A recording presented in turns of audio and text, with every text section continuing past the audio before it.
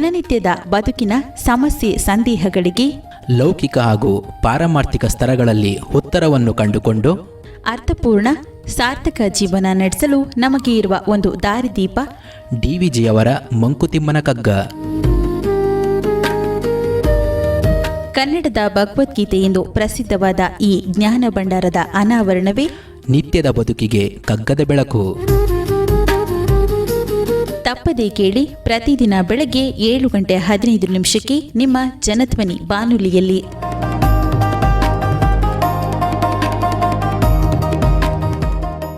ಆತ್ಮೀಯ ಶ್ರೋತೃಗಳಿಗೆ ನಮಸ್ಕಾರ, ಸುಪ್ರಭಾತ. ಡಿವಿಜಿರವರ ಮಂಕುತಿಮ್ಮನ ಕಗ್ಗದ ಅಧ್ಯಯನ ನಿತ್ಯದ ಬದುಕಿಗೆ ಕಗ್ಗದ ಬೆಳಕು ಈ ಕಾರ್ಯಕ್ರಮವನ್ನು ಇವತ್ತು ಮುಂದುವರ್ಸೋಣ. ಶ್ಯಾಮ ಸುಂದರನವನೆ ಚಕ್ರಿ ನರಹರಿಯಂತೆ ಸೋಮಶಂಕರನೆ ಭೈರವ ರುದ್ರನಂತೆ ಹೈಮವತಿ ಶಿವೆ ತಾನೆ ಕಾಳಿ ಚಂಡಿಕೆಯಂತೆ ಪ್ರೇಮ ಘೋರಗಳೊಂದೇ ಮಂಕುತಿಮ್ಮ.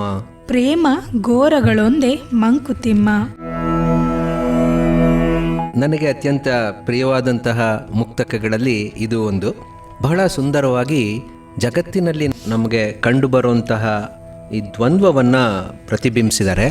ದ್ವಂದ್ವದಲ್ಲಿ ಏಕತ್ವವನ್ನು ಕಾಣುವಂಥದ್ದು, ದ್ವಂದ್ವದಲ್ಲಿ ನಿರ್ದ್ವಂದ್ವವನ್ನು ಕಾಣುವಂಥದ್ದು ಹೇಗೆ ಅನ್ನೋದನ್ನು ಬಹಳ ಸುಂದರವಾಗಿ ಡಿವಿಜಿಯವರಲ್ಲಿ ಹೇಳಿದ್ದಾರೆ. ಸೊ ನಮಗೆ ಜೀವನದಲ್ಲಿ ಯಾವಾಗಲೂ ಕೂಡ ದ್ವಂದ್ವಗಳ ಒಂದು ರೀತಿಯ ಬಹಳ ಹೆಚ್ಚಿನ ಪ್ರೀತಿ ಇರುತ್ತೆ. ಅಂದರೆ ಯಾವುದೇ ಒಂದು ವಸ್ತು ನಮ್ಮ ಕಣ್ಣೆದುರಿಗೆ ಬಂದರೂ ಕೂಡ ಅದನ್ನು ನಾವು ಕ್ಯಾಟಗರೈಸ್ ಮಾಡ್ತೀವಿ, ಅದನ್ನು ನಾವು ವರ್ಗೀಕರಣ ಮಾಡ್ತೀವಿ.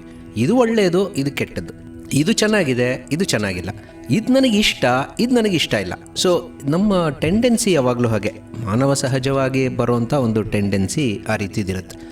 ಸೊ ಅದೇ ಮಾಡ್ತಾ ಮಾಡ್ತಾ ನಾವೇನು ಮಾಡ್ತೀವಿ, ಪ್ರತಿಯೊಂದು ವಸ್ತುವಿಗೂ ಕೂಡ ಒಂದು ಬ್ರ್ಯಾಂಡ್ ಕಟ್ಬಿಡ್ತೀವಿ, ಒಂದು ಹಣೆಪಟ್ಟಿ ಕಟ್ಬಿಡ್ತೀವಿ. ಇದು ಹೀಗೆ ಅಂತ ಹಣೆಪಟ್ಟಿ ಕಟ್ಬಿಡ್ತೀವಿ. ಆ ಹಣೆಪಟ್ಟಿ ಕಟ್ಟಿದಾಗ ಎಗೇನ್ ನಾವು ಆ್ಯಾವ್ರೇಜಸ್ ಅಂತ ನೋಡೋದಕ್ಕಿಂತ, ಸಮಭಾವ ಅಥವಾ ಮಧ್ಯಭಾವವನ್ನು ನೋಡೋದಕ್ಕಿಂತ ಎಕ್ಸ್ಟ್ರೀಮ್ಸ್ನಲ್ಲಿ ಏನಾಗುತ್ತೆ ಅನ್ನೋದನ್ನು ನೋಡೋದೇ ಹೆಚ್ಚು. ಇದು ನಾವು ನಮ್ಮ ನಡವಳಿಕೆಯನ್ನೇ ನಾವು ಒಂದು ಸ್ವಲ್ಪ ಅಂತರೀಕ್ಷಣೆ ಮಾಡಿಕೊಂಡಾಗ ಇದನ್ನು ನಾವು ಅರ್ಥ ಮಾಡ್ಕೊಳ್ಳೋದಕ್ಕೆ ಸುಲಭ. ಈ ವಸ್ತುಗಳನ್ನು ಮೀರಿ ನಾವು ಮಾಡೋಂಥ ಒಂದು ರೀತಿಯಲ್ಲಿ ಘೋರವಾದಂತಹ ಅಪರಾಧ ಅಂತಲೇ ಹೇಳ್ಬೋದು. ಅದು ಜನರನ್ನು ಕೂಡ ಇದೇ ಥರ ವರ್ಗೀಕರಣ ಮಾಡಿಬಿಡೋದು. ಇವರು ಒಳ್ಳೆಯವರು, ಇವ್ರು ಕೆಟ್ಟವರು.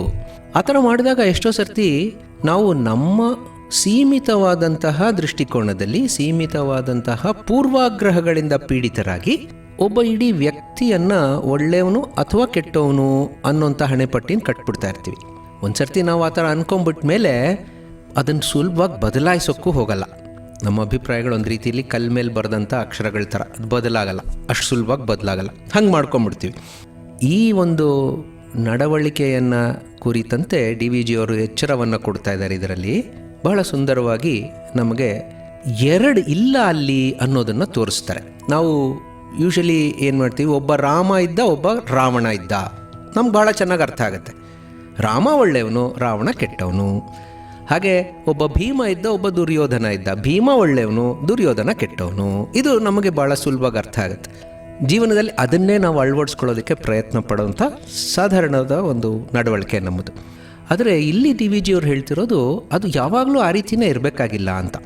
ಪ್ರತಿಯೊಂದು ವ್ಯಕ್ತಿಯಲ್ಲೂ ಕೂಡ ಆ ರೀತಿಯ ರಾಮ ರಾವಣರಿದ್ದಾರೆ, ಭೀಮ ದುರ್ಯೋಧನರಿದ್ದಾರೆ.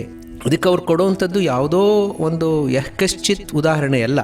ನಾವು ಯಾರನ್ನು ಭಗವಂತನ ಪ್ರತಿರೂಪ ಅಂತ ಪೂಜಿಸ್ತೀವೋ ಅಂತಹ ಕೃಷ್ಣ ಅಥವಾ ವಿಷ್ಣು ಶ್ಯಾಮ ಸುಂದರ, ಅವನ ವರ್ಣ ಶ್ಯಾಮವರ್ಣ, ಕೃಷ್ಣವರ್ಣ, ಕಪ್ಪಗಿದ್ದಾನೆ, ಆದರೆ ಎಂತಹ ಸುಂದರ ಅವನು. ಇಡೀ ಜಗತ್ತಿನಲ್ಲಿ ಅವನಷ್ಟು ಸುಂದರನಾದಂಥ ವ್ಯಕ್ತಿಯೇ ಇಲ್ಲ ಅಂತ ನಮ್ಮ ಪುರಾಣಗಳೆಲ್ಲ ಹೊಗಳಿವೆ. ಸೊ ಶ್ಯಾಮ ಸುಂದರ ಅಂತ ನಾವು ಯಾರನ್ನು ಹೊಗಳಿ ಪೂಜಿಸಿ ಪ್ರೀತಿಸ್ತೀವೋ ಅದೇ ವಿಷ್ಣು ಚಕ್ರಿ. ಅವನ ಕೈನಲ್ಲಿ ಬರೀ ಒಂದು ಹೂವಿಲ್ಲ, ಅವನ ಕೈಯಲ್ಲಿ ಸುದರ್ಶನ ಚಕ್ರ ಇದೆ. ಆ ಸುದರ್ಶನ ಚಕ್ರವನ್ನು ಎದುರಿಸುವಂಥ ಯಾವ ಆಯುಧವೂ ಈ ಪ್ರಪಂಚದಲ್ಲಿ ಇಲ್ಲ. ಯಾರಿಗೆ ಅದನ್ನು ಯಾರ ವಿರುದ್ಧ ಬಿಡ್ತಾನೋ ಅವನ ತಲೆಗೆ ಹೋಯಿತು ಅಂತಲೇ.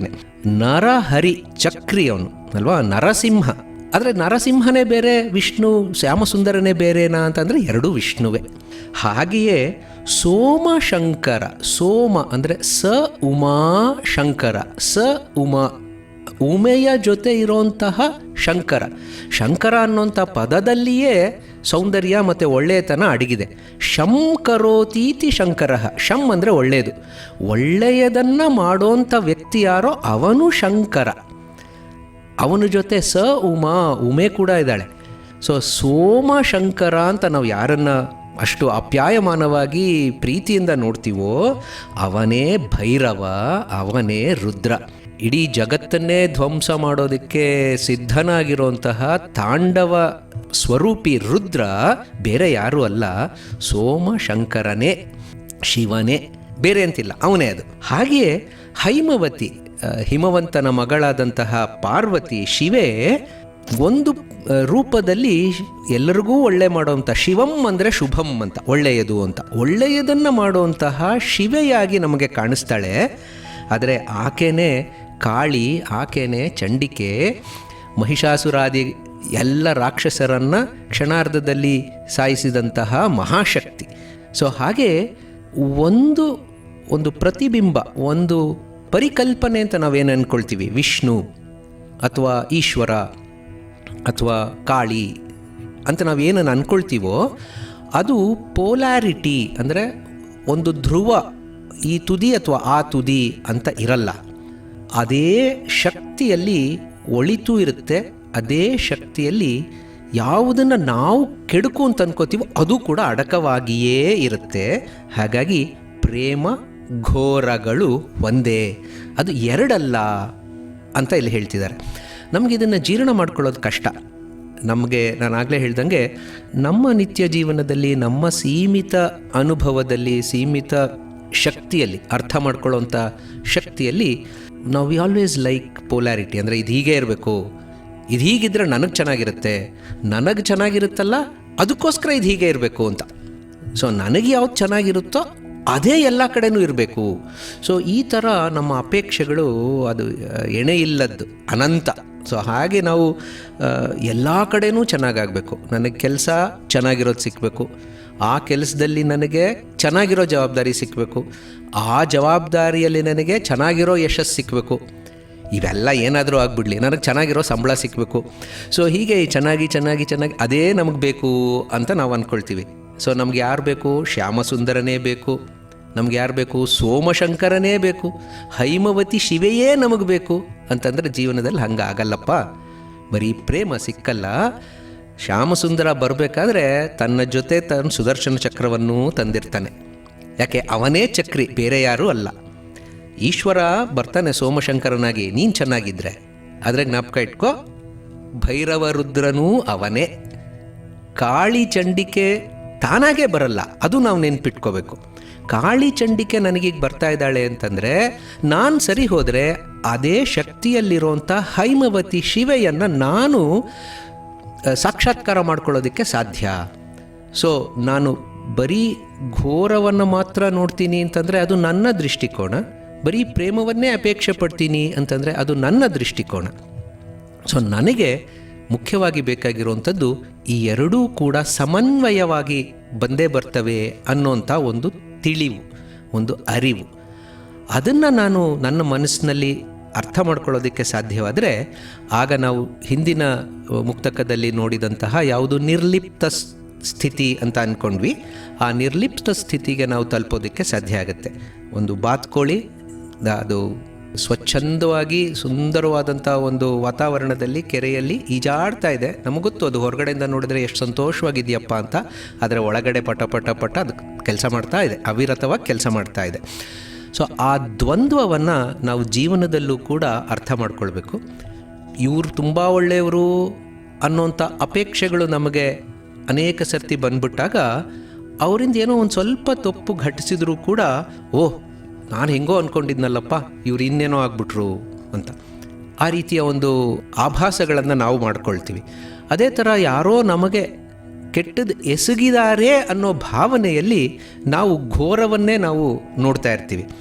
ಯಾವುದೇ ವ್ಯಕ್ತಿಯಾದರೂ ಕೂಡ ಬರೀ ಒಳ್ಳೆಯದು ಬರೀ ಕೆಟ್ಟದ್ದು ಅಂತಿರಲ್ಲ, ಒಂದು ಸಮಭಾವ ಆ ವ್ಯಕ್ತಿಯಲ್ಲೂ ಇರುತ್ತೆ.